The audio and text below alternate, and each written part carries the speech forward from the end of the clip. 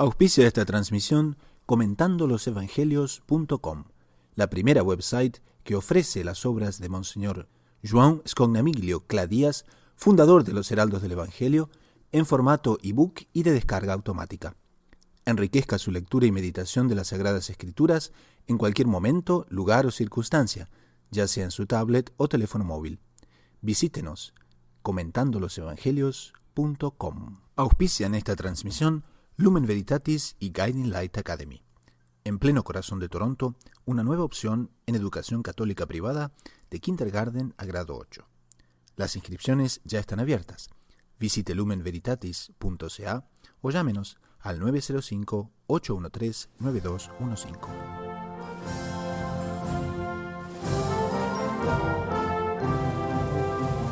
En el episodio número 5 de lo inédito sobre los Evangelios, conversamos sobre el Evangelio de la Ascensión. ¿Cuál es el verdadero significado de la Ascensión y en qué consiste evangelizar en la vida diaria? En la sección Preguntas y Respuestas, ¿cuáles son los efectos del bautismo y cuál es la diferencia entre el bautismo católico y el de las otras iglesias? ¿Los niños que mueren sin bautismo se salvan? En el aniversario de las apariciones nos preguntamos hasta qué punto se han cumplido las profecías de Fátima. Hoy es miércoles 13 de mayo de 2015 y este es el episodio número 5 de lo inédito sobre los Evangelios.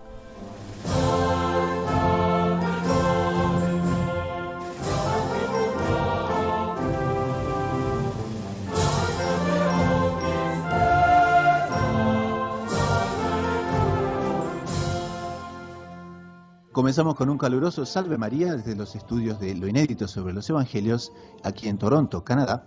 Y en el programa de hoy se nos unen el Padre Ignacio Montojo. Salve María, Padre Ignacio. Salve María, ¿cómo están todos? Mucha alegría de estar de nuevo con ustedes.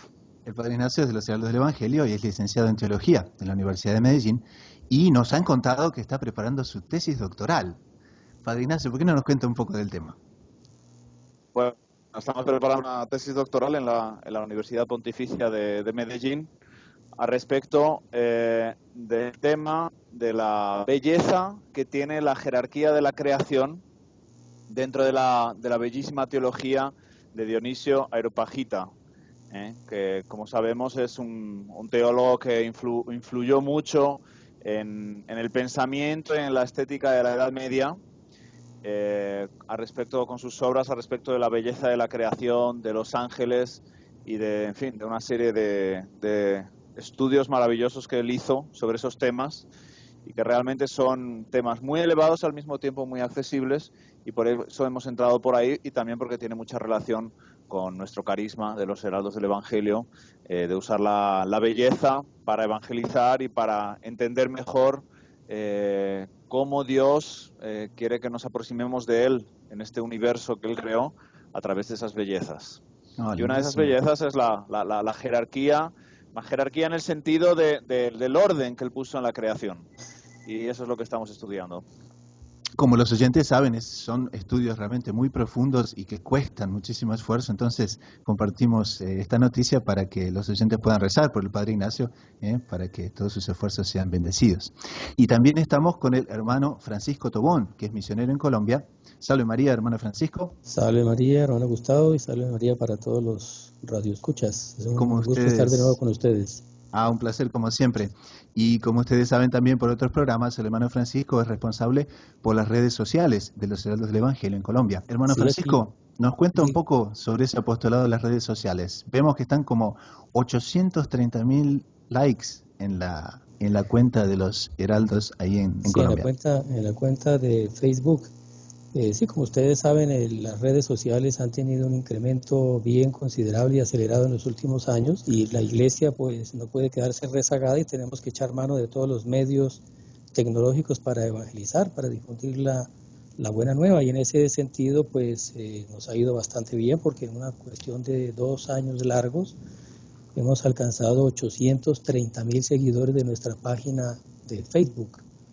Y las repercusiones son numerosas, los testimonios de las personas que escriben de favores que reciben de la Virgen por haber adoptado la devoción al Rosario, en fin, las distintas devociones que difundimos a través de este medio, y también a través de este medio se redirecciona a las personas a la página web nuestra.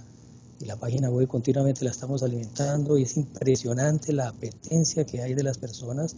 Bueno, por un lado la ignorancia, la falta de formación religiosa, pero una apetencia enorme. Uno ve que estamos en una circunstancia muy favorable para evangelizar, porque uno ve que hay un vacío de valores, hay un vacío moral, un vacío espiritual, y el hombre pues tiene ese movimiento de teotropismo, de tendencia natural, instintiva hacia las cosas de Dios, y hay una saciedad de tanto materialismo, tanta superficialidad, y es impresionante. Uno pone un artículo sobre cómo hacer una acción de gracias, cómo recibir la comunión, cómo confesarse, qué es el juicio final, en fin, temas así de catecismo, y que toca mucho el caso personal, y las respuestas son, a nosotros mismos nos dejan impresionados. Y la gente lo comparte, eso es realmente un medio que se puede, como dicen, ¿no? Ayúdenos a evangelizar la internet, ¿no? Es una cosa.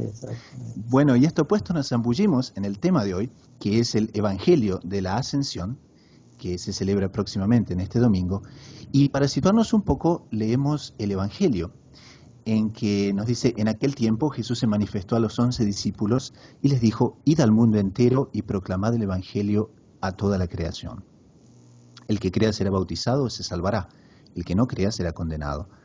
A los que crean les acompañarán estos signos: echarán demonios en mi nombre, hablarán lenguas nuevas, cogerán serpientes en sus manos, y si beben un veneno mortal no les hará daño.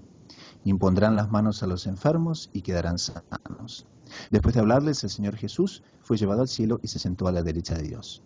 Y ellos se fueron a predicar por todas partes, y el Señor cooperaba, confirmando la palabra con las señales que los acompañaban. Y como decía, para zambullirnos en el tema, esta pregunta va un poco dirigida al Padre Ignacio. Padre Ignacio, ¿cómo estaban los apóstoles en aquel momento de pre-recepción de Pentecostés? Por increíble que nos pueda parecer, si nosotros nos metemos, nos zambullimos a analizar un poco estos últimos capítulos de los Evangelios, vemos que antes de Pentecostés, estoy aquí acostumbrado a la acentuación de Brasil aquí. Antes de Pentecostés, los apóstoles todavía no tenían una comprensión clara de cuál era la misión de ellos y la misión del propio Jesucristo. Ellos habían convivido con Él resucitado, habían visto milagros, pero todavía tenían una visión un poco materialista al respecto de nuestro Señor Jesucristo. Tanto es así que no está en este evangelio, pero vemos en otro evangelio que antes, nada más antes de Jesús subir al cielo, le preguntan: ¿es ahora cuando vas a restaurar el reino de Israel? O sea, ellos todavía, a pesar de nuestro Señor haber muerto y resucitado, estar conviviendo con nuestro Señor en cuerpo glorioso, al que habían visto morir, están preocupados con restaurar el reino temporal de Israel, con que Jesús iba a ser un rey como cualquier otro, que iba a hacer volver a Israel aquellos esplendores de la época del rey David, etcétera. Ellos todavía no habían entendido bien. A pesar de eso, nuestro Señor por así decir, les abre los horizontes y les muestra todo lo que ellos van a hacer. Él ni siquiera les va a decir sí o no, les va a decir no, eso no nos cabe ahora decirlo. Y les habla sobre la misión que ellos van a tener. Solo 10 días después, cuando llega el Espíritu Santo, probablemente, esto es una hipótesis que muchas veces Monseñor John Cla, nuestro fundador, levantó, y él la defiende con muchos argumentos que no nos daría tiempo aquí, probablemente muy preparados por la convivencia intensa que después de Jesús subir al cielo, ellos tuvieron con la Virgen Santísima. Ahí vino el Espíritu Santo y ahí sí les abrió el corazón, les abrió el alma. El Espíritu Santo en plenitud tomó cuenta de sus almas, y ahí cambiaron completamente las condiciones, y ellos ya estaban listos para predicar el Evangelio, como vemos en los Hechos de los Apóstoles. Nada más bajar el Espíritu Santo, es inmediatamente una predicación fogosísima de San Pedro, que ya convierte en aquel día 3.000 hombres con mujeres y niños. O sea, deben haber sido tranquilamente 10.000 personas o más. ¿Por qué? Porque había venido el Espíritu Santo por esa preparación de oración con la Virgen Santísima, que los cambió.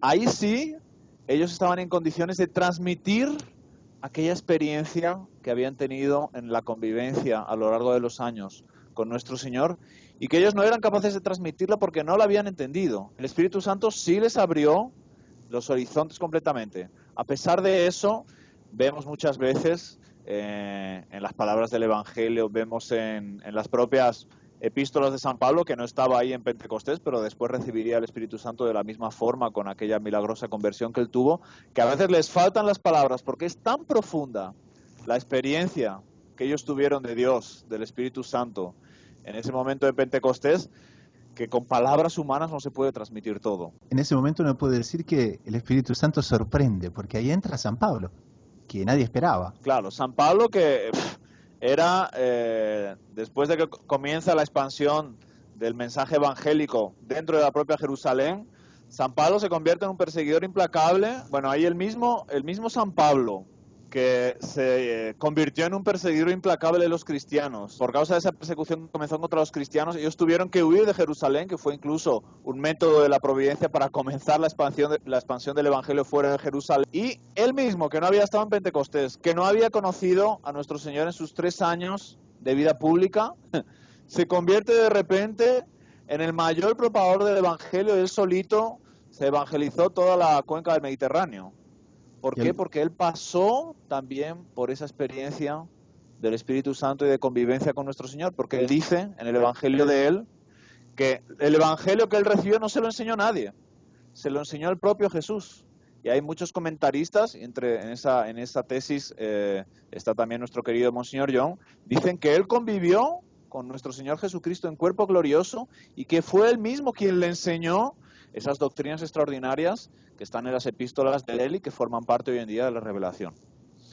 Y aquí Monseñor cita, porque claro, también es lectura de este domingo, la elocuentísima carta a los Efesios.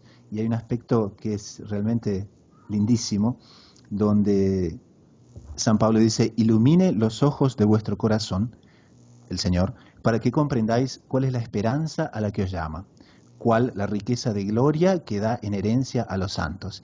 Y ahí entra un tema también central, ¿no? Como la ascensión es fuente de esperanza. ¿Cómo lo ve un misionero esto, hermano Francisco? Bueno, la ascensión como fuente de esperanza. Sí. Me parece muy ilustrativa, muy elocuente la figura que usa Monseñor Juan en su comentario de este evangelio. Y él dice: usted imagínese que hay una persona que le prometen que va a conocer un castillo hermosísimo, un palacio hermoso, pero para llegar a ese palacio él tiene que atravesar una selva espesa y subir unos montes muy escarpados y muy difíciles de trasponer. Entonces la persona está en medio del camino con la esperanza de que se va a cumplir esa promesa de llegar y conocer ese palacio tan hermoso, ese lugar maravilloso, pero ella entra en ese camino y comienza a tener dificultades, cansancio, espinas, fieras, oscuridad, en fin, lo que sea, una cantidad de dificultades, y puede tener la tentación de desanimarse. Entonces quien lo está guiando lo lleva a un claro, desde donde él puede ver ya de lejos, puede contemplar ese fin último de su camino, que es el palacio, ¿no? Qué bonita metáfora. Sí, la metáfora lindísima. Entonces es precisamente eso lo que nuestro Señor quiso hacer con nosotros al subir él al cielo, porque él fue el primer hombre, en cuanto a su naturaleza humana, fue el primer hombre en transponer las puertas del cielo y haberle mostrado a los apóstoles ya ese cuerpo en estado glorioso, que es el cuerpo que tendremos los que por la misericordia de Dios lleguemos a la gloria eterna, o sea, el cuerpo resucitado, luminoso, impasible, en fin, un cuerpo maravilloso, sin dolor, sin posibilidades de muerte, de sufrimiento, un gozo completo. Entonces el papel de la esperanza es ese para los que estamos en medio de este valle de lágrimas, en medio de las dificultades, llevando una cruz, soportando dolores, contrariedades. El hecho de saber que el fin último de ese camino es un lugar maravilloso, que es el cielo, donde vamos a convivir con Dios eternamente, donde vamos a contemplarlo cara a cara y lo vamos a conocer por la luz de la gloria. Eso es lo que nos da fuerza, coraje para cargar nuestras cruces y afrontar las dificultades de la vida. Entonces ese es el papel de la esperanza.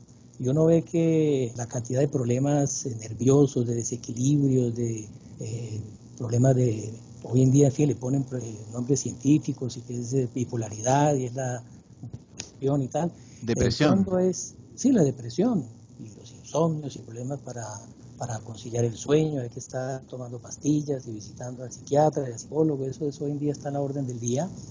En el fondo es un problema de falta de esperanza.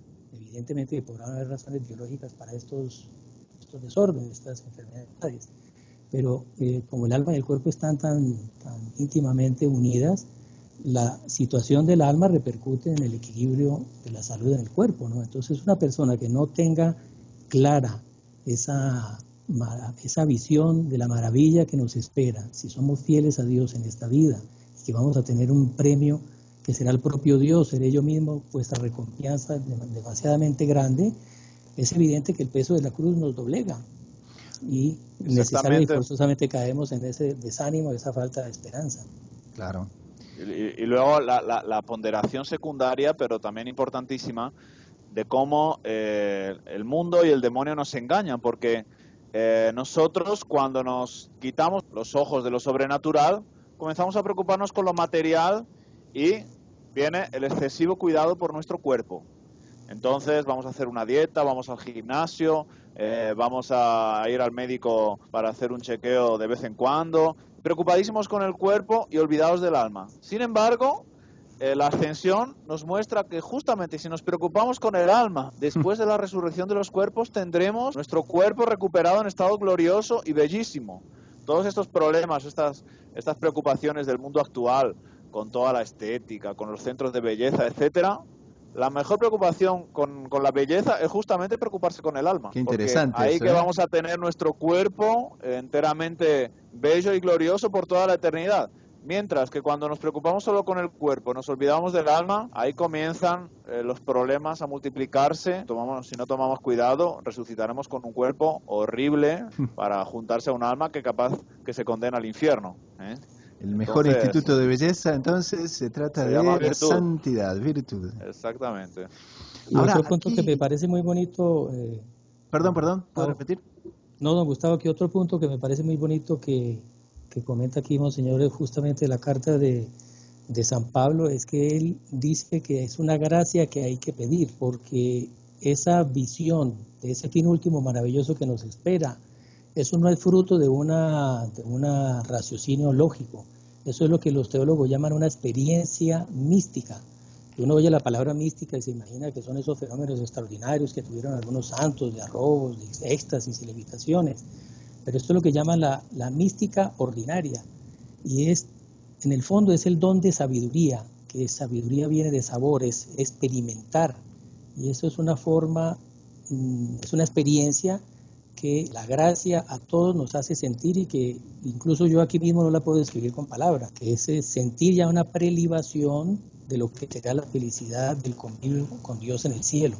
Dios nos da unos aperitivos aquí en la tierra para mostrarnos darnos una muestra de lo que será esa felicidad eterna en el cielo que nos espera. En fin, para dar un ejemplo y que quede esto un poco más claro, a Napoleón, que no fue propiamente un modelo de virtudes, pues habrá sido un gran militar, un gran general, pero no brilló propiamente por la santidad. Cuando él estaba en el auge de la gloria, había conquistado toda Europa, había participado de desfiles de triunfo, había sido ovacionado por las multitudes, era un hombre poderoso, rico, en fin, tenía todo lo que un hombre puede desear tener aquí en la tierra: gloria, fama, poder, riqueza. Y a cierta altura le preguntan cuál había sido el momento más feliz de su vida, y pensaron que iba a decir, no, cuando gané tal batalla, cuando pasé debajo de tal arco del triunfo, en fin.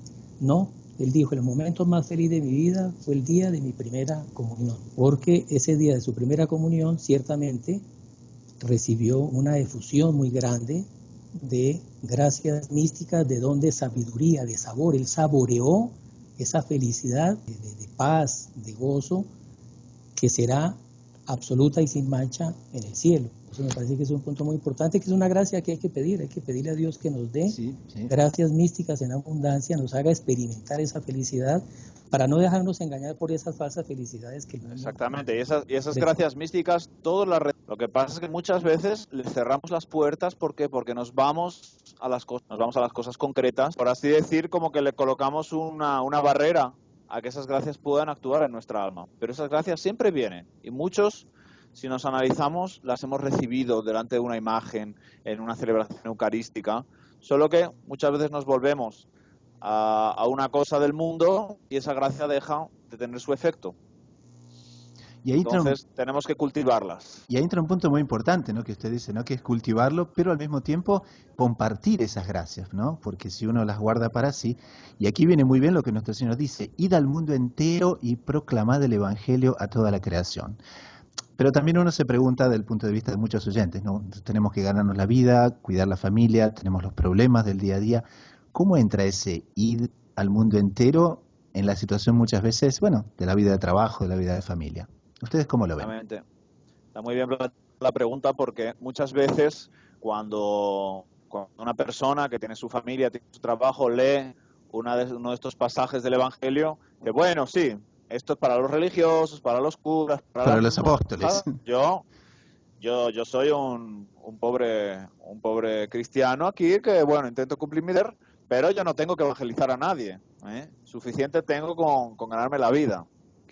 Pero eso no es así. Cada uno en su ambiente, en su propia familia, en el trabajo, en el lugar de estudio, si hace todo aquello que tiene obligación de hacer, lo hace con perfección, lo hace dando ejemplo, lo hace sabiendo ser un modelo de virtud en aquello que hace, también puede alcanzar la santidad y estar evangelizando en todo momento en aquello que hace. Y es un mito que tenemos que destruir, ese mito de que no, que la gran santidad es apenas para, en fin, para los muy llamados. No, es para todos y en cualquier profesión, en cualquier situación de la vida, nosotros podemos alcanzar la santidad. Si nos lo proponemos, Dios nos va a dar las gracias que necesitamos para alcanzarla, para practicar heroicamente la virtud, para ser ejemplo. Nunca, no debemos renunciar a eso de ninguna manera y dejarnos llevar por esa mentira que a veces nos pone el demonio en la cabeza de que no, que nunca voy a ser santo. Yo apenas, había una persona que decía, yo para ir al cielo me conformo con sacar un 5. El 10 que lo saquen otros, pero cuidado, porque el 5... Si fallas un poco, sacas un 4,9, ahí no sé qué va a pasar. Ahí no va a pasar. No, todos tenemos que procurar donde estemos, el 10. Y si uno se lo plantea con seriedad, siempre va a tener oportunidad de mostrarle a Dios su fidelidad y su amor. A veces dando el ejemplo a un hijo, dando el ejemplo a un compañero de trabajo, manteniéndose firme cuando la iglesia o las cosas santas son criticadas en público, uno no escondiéndose, no teniendo respeto humano, y ni más ni menos que haciendo lo que hace con perfección y con amor a Dios, sin olvidarnos de que en todo momento estamos en la presencia de Dios. Estamos contribuyendo de un modo fundamental en nuestro ámbito, claro, tal vez no seamos llamados a evangelizar como San Pablo países enteros, pero en nuestro ámbito estamos poniendo nuestra semilla, y a veces de mucho valor, aunque no lo parezca, para la expansión del Evangelio por toda la tierra. Incluso, Padre Ignacio, me parece que un ejemplo histórico muy bonito en esa línea fue justamente la conversión del Imperio Romano, porque bueno, evidentemente que los apóstoles y San Pablo, que usted acaba de nombrar, tuvieron un papel preponderante, y ese primer impulso con Pentecostés pues fue decisivo, pero a lo largo de 3 siglos después, fueron 3 siglos en los cuales no había ninguna orden religiosa, no fue como la evangelización de América, que vinieron una pléyade de predicadores dominicos y franciscanos y jesuitas que evangelizaron a los indios. En esos 3 primeros siglos no hubo ninguna orden religiosa dedicada a la evangelización. La evangelización la hacían los laicos, y era debajo de un régimen de persecución sangrienta del Imperio Romano, sistemática a lo largo de esos 300 años. Sin embargo, la fe se fue difundiendo porque era un católico que iba a las catacumbas, era evangelizado, se convertía, invitaba al vecino, al familiar, o sea, no se conoce de grandes misioneros de esa época. Sin embargo, todo el imperio, en el año 313, cuando Constantino oficializó la iglesia, ya los católicos eran la gran mayoría y ocupaban los cargos más importantes del imperio. Exactamente, había empapado desde el Palacio Imperial hasta el ejército, todo. Exacto, y fue una evangelización hecha por la gente menuda, o sea, no eran religiosos los que evangelizaban. Bueno, y aquí empalmamos también con un comentario muy interesante que pertenece al 7º domingo de Pascua, en que nuestro Señor dice en su oración sacerdotal, santifícalos en la verdad. Claro, por falta de tiempo y porque no tenemos la extensión del programa para hacerlo, pasaríamos solamente a un solo tema, pero De la misma manera que nuestro Señor dice, por el bautismo participamos de la divina misión de Cristo. Preguntamos, la misión de bautizados, ¿en qué consiste exactamente? ¿Cuáles son los efectos profundos del bautismo? Que va más allá, en fin, claro, ¿no? Del agua, etcétera, pero ¿cuáles son los efectos profundos en el alma? Bueno, cuando somos bautizados, uno de los efectos primordiales, claro, es que somos limpiados del pecado original con el cual toda criatura humana nace, con excepción de la Virgen Santísima, que nació en gracia, nació completamente limpia del pecado original. Todos nacemos con esa mancha hereditaria desde los tiempos de nuestros padres Adán y Eva. Pero junto con esa limpieza del pecado original es infundida dentro de nuestras almas la vida divina. O sea, la vida del mismo Dios es infundida dentro de nosotros, dentro de nuestra alma, y por eso nos hacemos hijos adoptivos de Dios. Pero no una adopción como cualquier adopción que se puede hacer hoy en día delante de un notario. Nosotros conseguimos adoptar un niño y esa adopción consta apenas en los documentos, pero la sangre de ese niño continúa siendo la de sus padres biológicos. No, cuando Dios nos adopta como hijos suyos con el bautismo, es como si, dando una metáfora, siempre nos recuerda esta metáfora Monseñor Juan, nuestro fundador, que aún así es impropia. Es como si nos colocaran la sangre de nuestros padres adoptivos cuando somos adoptados dentro de nuestras venas y nos quitaran la sangre anterior. Pero ni siquiera eso, porque es mucho más.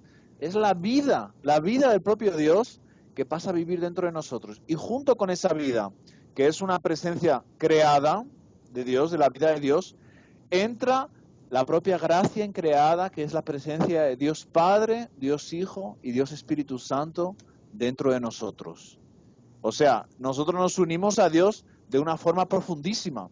Por eso que en la antigüedad, cuando comenzaron las primeras conversiones, después de la caída del Imperio Romano, de los pueblos bárbaros, ellos muchas veces, para hacer un juramento, en vez de poner las manos sobre los evangelios, como se hace hoy en día, o sobre una reliquia, ellos ponían la mano sobre el pecho de un niñito recién bautizado, porque ahí estaba la propia presencia de Dios Padre, Dios Hijo y Dios Espíritu Santo. Entonces ellos ponían la mano para jurar en presencia del propio Dios allí presente, aquello que iban a declarar.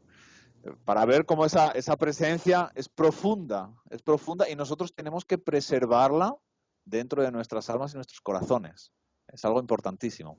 Y también, Padre, solo para añadir un detalle, también entramos a formar parte de la Iglesia Católica. La Iglesia Católica es justamente el cuerpo místico de Cristo, Él es la cabeza, y quien anima a ese cuerpo, quien le da vida a ese cuerpo, o sea, el alma de ese cuerpo es el Espíritu Santo. Y como pasamos a ser animados por la gracia que nos comunica el Espíritu Santo, entramos a ser piedras vivas de ese edificio de la Iglesia Católica, ¿no? Exactamente. Entonces, para concluir este primer segmento, tenemos preguntas interesantísimas que son en la próxima parte del programa y que son preguntas relacionadas justamente con esto. Entonces vamos a una pausa para nuestros auspiciantes y enseguidita retornamos. En esta pausa damos nuestro agradecimiento a uno de los auspiciantes del programa, comentandolosevangelios.com. Se trata de la primera website que ofrece las obras de Monseñor Joan Scognamiglio Cladias, fundador de los Heraldos del Evangelio, en formato ebook y de descarga automática. Los creadores de la website, New Insights Multimedia, ponen a disposición del público libros y próximamente música, todo al alcance de un clic. Los ebooks también se encuentran disponibles en la tienda de Google Play y iTunes. Enriquezca su lectura y meditación de las Sagradas Escrituras en cualquier momento, lugar o circunstancia, ya sea en su tablet o teléfono móvil. Visite comentandolosevangelios.com, clique tienda y como privilegio exclusivo de la audiencia del Inédito, reciba un 10% de descuento utilizando el cupón Evangelio10, Evangelio10. Visite hoy mismo comentandolosevangelios.com y ayúdenos a evangelizar la Internet. En la segunda parte del programa del día de hoy tenemos preguntas y respuestas de nuestros oyentes.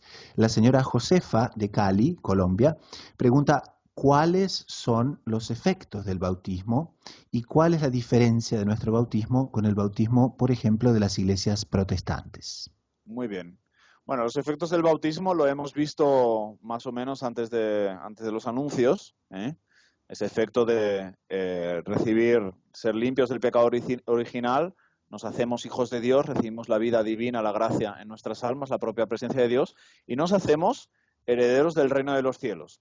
Ahora, ¿cuál es la diferencia con el bautismo? La pregunta decía de los protestantes. Claro, con el bautismo de ciertas iglesias protestantes. Está muy bien hecha la pregunta y nos viene muy a propósito para explicar un poco. El bautismo es un sacramento instituido por nuestro Señor Jesucristo y con el deseo que él tenía de facilitar al máximo la recepción de este sacramento por, en fin, la mayor parte de la humanidad y de que los evangelizadores lo llevasen a todos los lugares de la tierra, las condiciones que él puso fueron facilísimas. Primero la materia, que es el agua. ¿Por qué nuestro Señor eligió el agua como materia del bautismo? Porque el agua se puede encontrar en cualquier parte del mundo. O sea, para facilitar que todas las personas, todos los pueblos de la tierra pudieran recibir el bautismo, colocó como materia el agua, como símbolo de la limpieza que ese agua va a hacer en el alma. Porque todo sacramento tiene un signo que significa algo en el campo espiritual. En este caso es el agua, que es símbolo de limpieza, lava realmente el alma. La fórmula es muy sencilla. Se dice el nombre de la persona: yo te bautizo en el nombre del Padre y del Hijo y del Espíritu Santo. Amén. Y se debe aplicar el agua, sea por el sistema de infusión, que es el más normal, o sea, echando un poquito de agua sobre la cabeza, que corra, de inmersión, sumergiendo a la persona en una piscina, por ejemplo, como se hacía en los primeros tiempos del cristianismo, o incluso aspersión, aunque el agua tiene que correr para que el bautismo sea válido, y la fórmula adecuada, invocando expresamente las tres personas de la Santísima Trinidad. Ahora uno se pregunta, ¿y el bautismo de las iglesias protestantes es válido? Pues la respuesta es muy sencilla, depende. Si las iglesias protestantes, a pesar de estar separadas de la Iglesia católica, ellas tienen intención de bautizar tal como lo mandó nuestro Señor y empleando una fórmula que invoque expresamente a la Santísima Trinidad, el bautismo es válido. Entonces la persona recibe, es limpiada del pecado original. Si está en una ignorancia invencible, recibe la gracia de Dios, pero no significa que ya no tenga obligación de buscar la verdad para encontrar la verdadera iglesia. Ocurre lo siguiente, que muchas iglesias, muchas confesiones cristianas, dichas cristianas, ellas usan el bautismo pero no como un sacramento, lo usan apenas como un símbolo, como una ceremonia externa y no le dan el valor de sacramento que sí le dan algunas iglesias, algunas confesiones cristianas, algunas comunidades protestantes. En este caso, el bautismo no es válido. Sería muy trabajoso aquí dar el detalle de todas las decenas, centenas o millares inclusive de confesiones protestantes y decir cuáles son válidas o no son válidas. Normalmente en cada país la Conferencia Episcopal ha hecho un estudio para ver cuáles son válidos, cuáles son seguramente inválidos y cuáles son dudosos. Cuando son válidos, si la persona, cuando es más mayor, decide entrar a la Iglesia Católica, ella tendrá apenas que renunciar a los errores de su antigua secta. Cuando es inválido, simplemente será bautizada correctamente por primera vez. Cuando es dudoso, debe ser bautizada bajo condición. O sea, el sacerdote cuando bautiza a la persona dice, si aún no estás bautizada, o si eres un sujeto válido de bautismo, yo te bautizo y ahí la persona podrá estar segura de que fue bautizada. En fin, cada caso en estas materias, cada caso es un caso. Es muy difícil dar normas generales, pero, en fin, el principio es ese y después hay que analizar en qué condiciones fue hecho ese bautismo, en qué confesión, y ahí se ve si el bautismo fue válido o inválido. De cualquier forma, los frutos plenos del bautismo solo podemos recibirlos dentro de la Iglesia Católica, que es la que fue fundada por nuestro Señor Jesucristo para la salvación. Y aquí entra también una pregunta bastante curiosa. Jorge de Almagro, Argentina, y Almagro es un barrio que el Santo Padre le tiene mucho cariño, es en Argentina, desea saber si existe el limbo. Muchos años atrás me enseñaron que los niños que mueren sin bautismo irían a un llamado limbo de los justos. Y si me pueden explicar en qué consistiría. Es interesantísima esa pregunta, ¿verdad? Sí, sí. Es muy sencillo. El tema del limbo para los niños sin uso de razón que mueren sin bautismo es una hipótesis teológica que fue levantada hace muchos siglos para intentar explicar ese conflicto, ese problema teológico que se da. ¿Cómo es posible? Un niño que no tiene uso de razón, por lo tanto no tuvo aún condiciones de elegir entre el bien y el mal, y sin embargo no fue bautizado. Claro. O sea, no fue limpio del pecado original. Si no fue bautizado, no puede entrar en el cielo. Si no fue bautizado, no puede entrar en el cielo. Pero al mismo tiempo, él no tuvo cómo elegir entre el bien y el mal, que de sí serviría como un bautismo. O sea, la persona cuando elige el bien que la razón le muestra y, en fin, un bien superior a él, la persona es justificada, eso ya le salvaría. Pero cuando muere un niñito, no tuvo capacidad de emitir un juicio. Entonces los teólogos medievales crearon esa hipótesis teológica de la existencia de un limbo, un lugar donde el ser humano que muere en esas condiciones, o sea, sin uso de razón y sin bautismo, tendría durante toda la eternidad una felicidad apenas natural, sin nada de sobrenatural, que por cierto es una hipótesis muy triste, dan mucha pena los que eventualmente, si esa hipótesis fuera correcta, las condiciones que ellos tendrían. Entre tanto, a lo largo de los siglos, este tema ha sido muy controvertido, porque si esto existe, ¿por qué no fue revelado? ¿Cómo es, cómo no es? Es un tema en constante discusión. Hace pocos años, el Santo Padre pidió que fuese hecho un estudio más profundo sobre este tema. Una vez más, no hubo una conclusión definitiva. ¿Por qué? Porque este tema nuestro Señor Jesucristo no nos lo ha revelado. ¿Por qué no nos lo ha revelado? Porque aquellos que recibimos la revelación, que todos somos los que ya tenemos uso de razón, no nos interesa, porque no dice respecto a nuestra salvación. Cuando uno ya tiene uso de razón, ya tiene la capacidad de elegir entre el bien y el mal y por lo tanto nunca más irá al limbo. Claro, es un tema que nos aflige por causa de tantos niños que mueren sin bautismo. En este mundo de hoy, aquel horror de tantos niños que mueren hartados con su alma, porque a partir del momento de la concepción Dios infunde el alma, y ellos mueren sin haber recibido el bautismo. ¿Dónde van esos miles de niños que mueren diariamente en el mundo entero abortados? Es un tema que nos preocupa, claro, pero Dios no nos lo ha revelado. Hay muchas hipótesis. Una de las hipótesis es que Dios somete al alma de ese niño a una prueba para que él elija entre el bien y el mal. Pero todo eso son hipótesis. Es algo que nosotros no podemos de ninguna manera dar una respuesta definitiva. Lo que sí que se puede decir, una hipótesis, es que el amor que nuestro Señor Jesucristo mostró a los niños, de alguna manera, Él habría de facilitar la salvación de ellos. Pero también esto no podemos afirmarlo de forma definitiva. En fin, es un tema muy interesante en el cual hace bien pensar, porque dice respecto al destino eterno de tantas almas, pero del que no se puede dar una respuesta definitiva. Si uno se adhiere más al limbo, si otro se adhiere más a la cuestión de la prueba, etcétera, no está incurriendo en infidelidad a la Iglesia ni en herejía, porque es un tema que es completamente abierto una vez que no tenemos elementos para definirlo de un modo seguro. Y entra el dinamismo también de la Iglesia, ¿no es cierto, Padre Ignacio? Porque va explicando, nos va enseñando permanentemente a través de los siglos y como que no tiene fin, ¿no? Exactamente, es un tema apasionante, ¿verdad? Apasionante. Estamos... Un puntito que me gustaría resaltar, interesante, y es que el significado etimológico de la palabra limbo es borde u orla. Y es porque incluso Dante en la Divina Comedia pone el limbo como parte del infierno. O sea, sería como que la primera camada o el límite, el borde del infierno.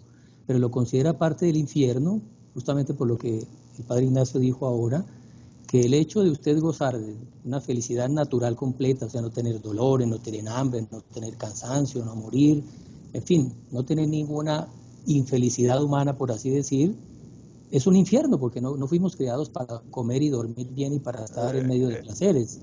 Fuimos creados para unirnos a Dios. Es una privación de Dios, ese limbo es una privación de Dios y por eso lo pone como parte del infierno. Y es muy interesante que Monseñor Juan en varias ocasiones ha hablado de lo que él llama una mentalidad muy frecuente en este mundo pagano y lo que él calificó como la limbolatría. O sea, como hoy en día existe una mentalidad, un tipo humano de personas que no quieren la santidad, no quieren la unión con Dios, son unos ateos prácticos, pero ellos quisieran no morir nunca y gozar de todos los placeres naturales que esta vida puede dar. Pero eso resulta que es una infelicidad, porque el hombre no fue creado para eso, el hombre fue creado para Dios, y como dice San Agustín, nuestro corazón solo descansará en Dios, y cualquier ausencia de Dios termina siendo un castigo. Por eso realmente su pensamiento es uno de los que realmente da más para desconfiar de la hipótesis del limbo, porque realmente el hombre que fue creado con capacidad de subir hasta Dios, de alcanzar, y quedarse eternamente, por así decir, como que un cono truncado, que nunca llega a su finalidad, no sé hasta qué punto, como usted dice, se puede llamar eso de felicidad. Entonces, algo debe haber que Dios no ha querido revelarnos que en fin, que dé un planteamiento diferente al tema, ¿verdad? No, está clarísimo. El día de hoy es una fiesta muy especial, pues es un aniversario más de las apariciones de Nuestra Señora en Fátima, 13 de mayo. Y Marcos de Winnipeg, en Canadá, nos pregunta, ¿podrían resumir brevemente las apariciones de la Virgen en Fátima? Las profecías se han cumplido definitivamente. Me gustaría leer un buen libro sobre el tema. No sé qué me puedan recomendar. Bueno, pues resumir en pocas palabras no es fácil, porque de hecho el contenido de todas las apariciones de la Virgen y de su mensaje es un tema extenso. Pero digamos, yo podría enumerar así muy sintéticamente los puntos centrales.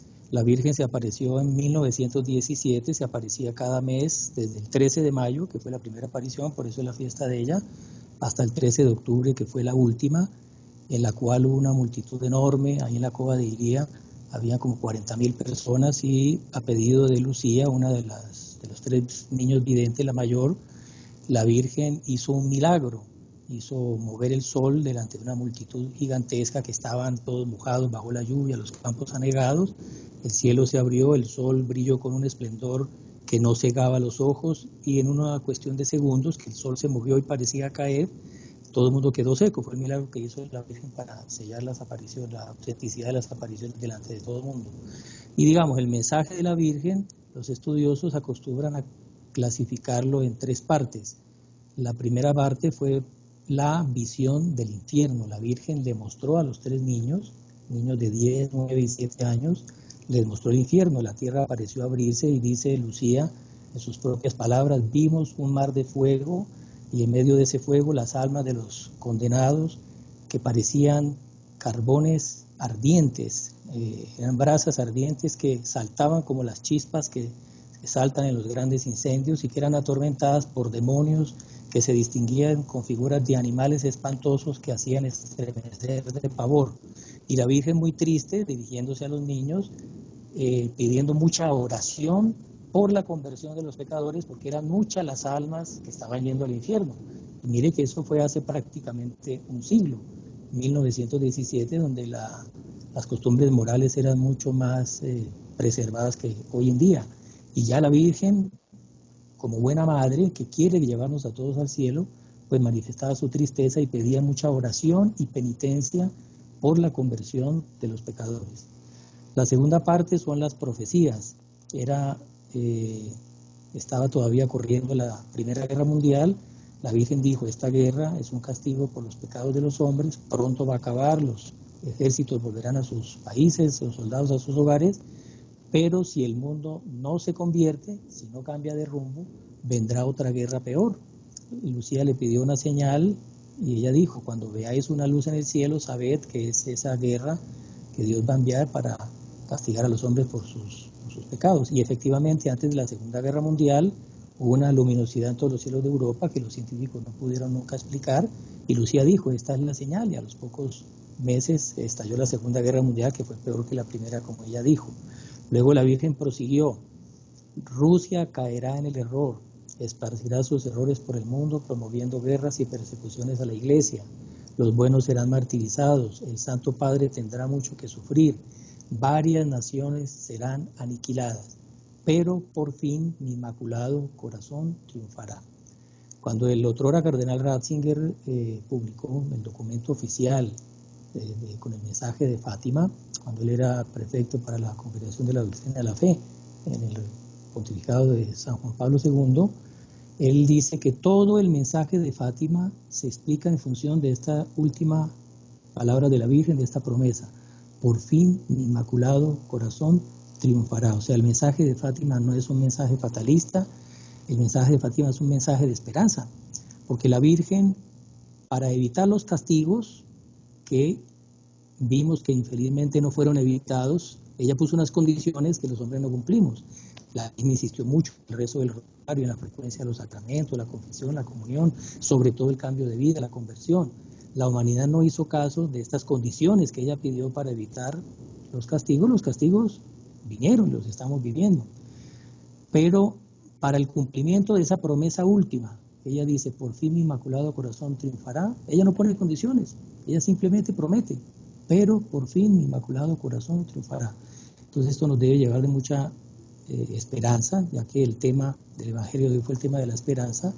El mensaje de Fátima, como toda revelación particular, no añade nada de nuevo a la revelación que ya se concluyó, está contenida en las Sagradas Escrituras, es una revelación privada. La Virgen viene a decirnos lo mismo que nuestro Señor vino a decirnos cuando estuvo aquí en la tierra predicándonos, es que nos convirtamos, que cambiemos de vida para conseguir la salvación. Vino a pedir la oración, porque es la oración la que obtiene las gracias que toca los corazones para que los hombres se conviertan. Y eso en función de ese triunfo.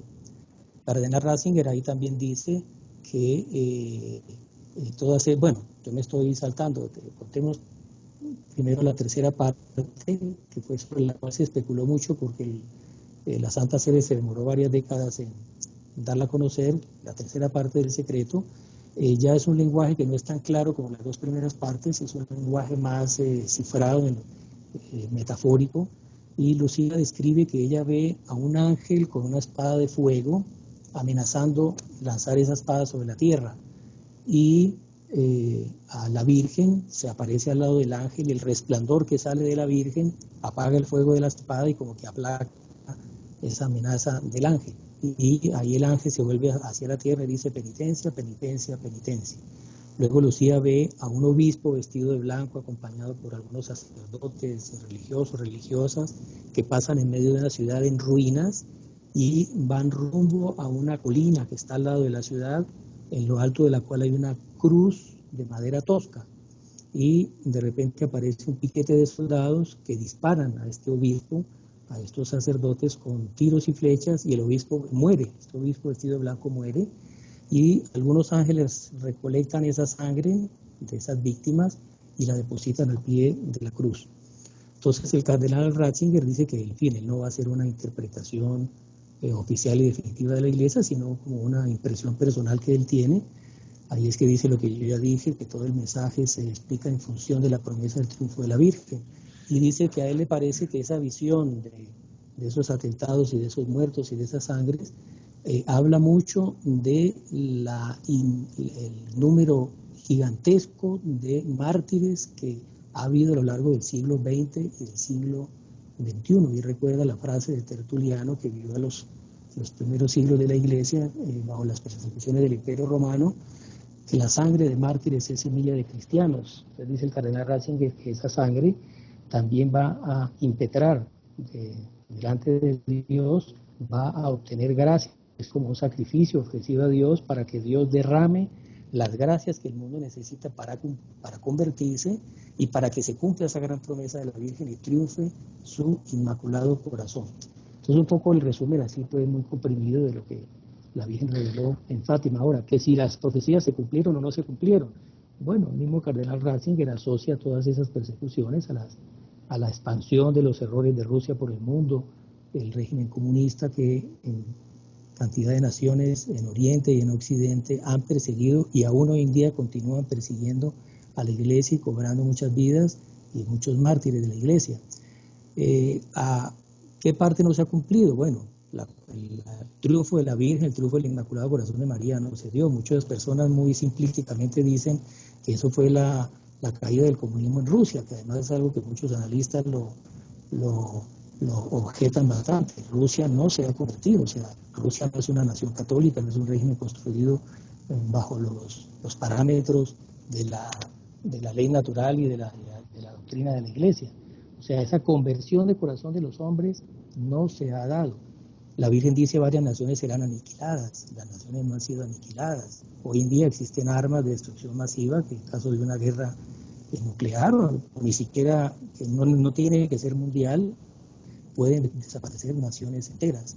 Pero, como vuelvo y repito, no podemos quedar con la imagen de que el mensaje de Fátima es un mensaje solo de tragedia. Es de tragedia, sí, la tragedia que ya estamos viviendo, la tragedia que los hombres libremente escogieron por haberse apartado de Dios y han atraído sobre sí todas estas calamidades, pero sobre todo es esa promesa que el corazón inmaculado de la Virgen va a triunfar.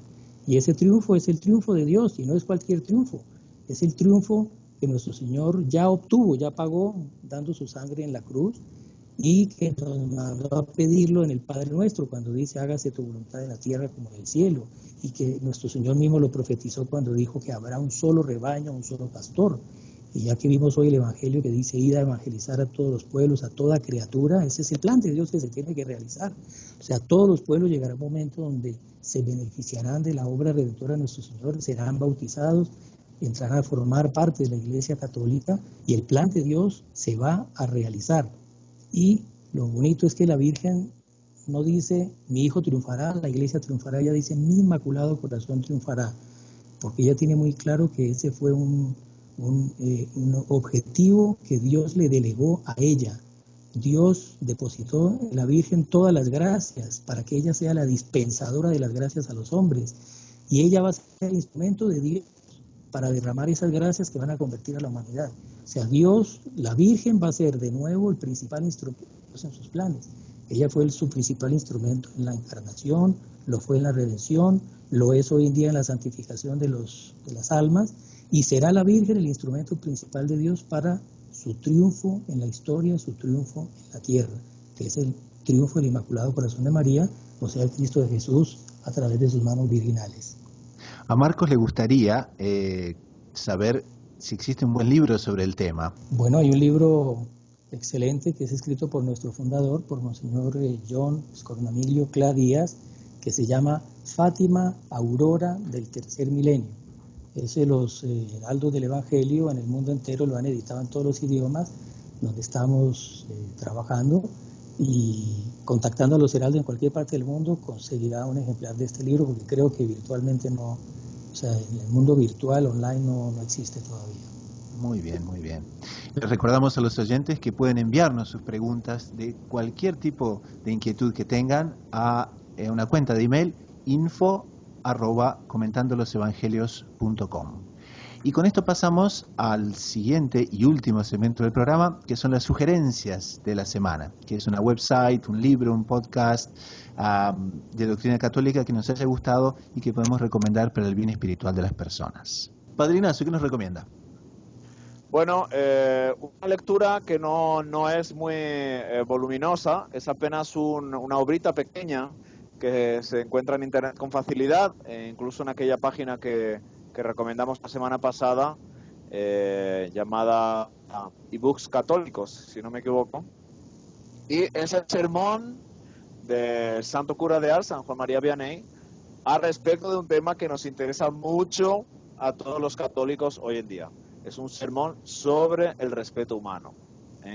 ¿Por qué? Porque es una de las grandes tentaciones que tenemos en nuestro día, en nuestro tiempo, que es de, sí, queremos ser buenos católicos, en casa lo somos, en la iglesia lo somos, pero en nuestro lugar de trabajo, los más jóvenes en su instituto, en su universidad, etcétera, tienen miedo de defender la fe.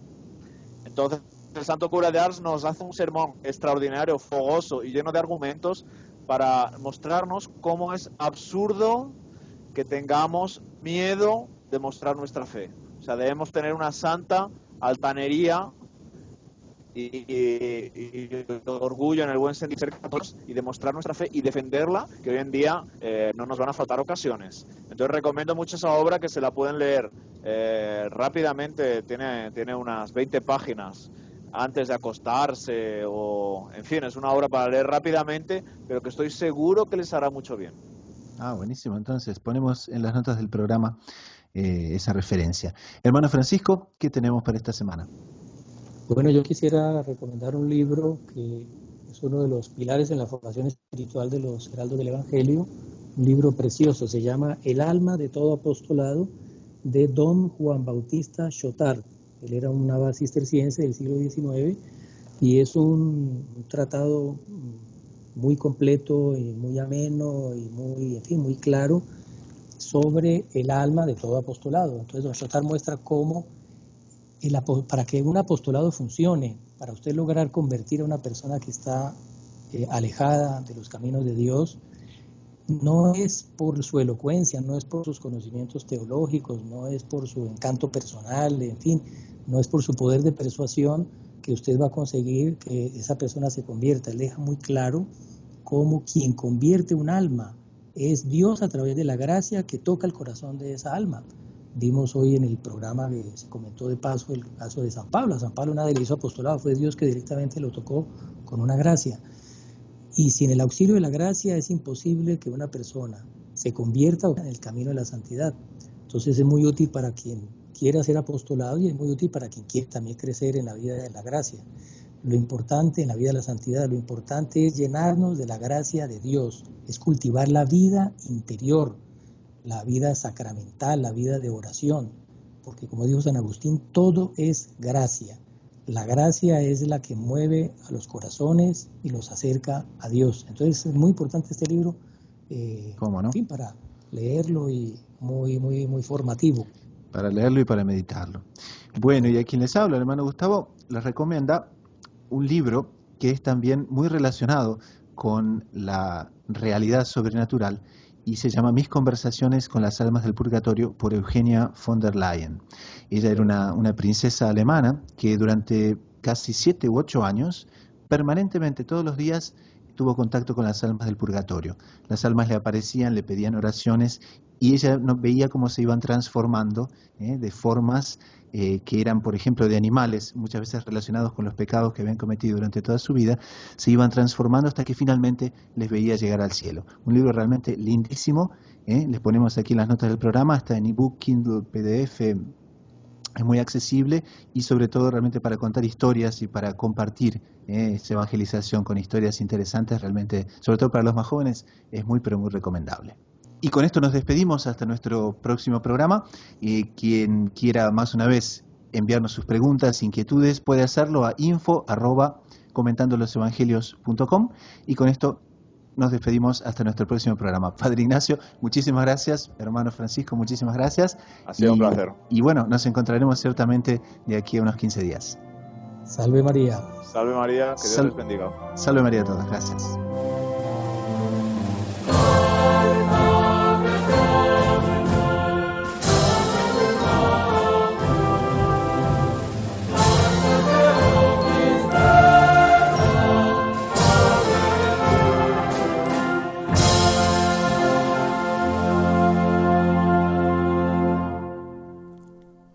Lo inédito sobre los evangelios es una producción de New Insights Multimedia.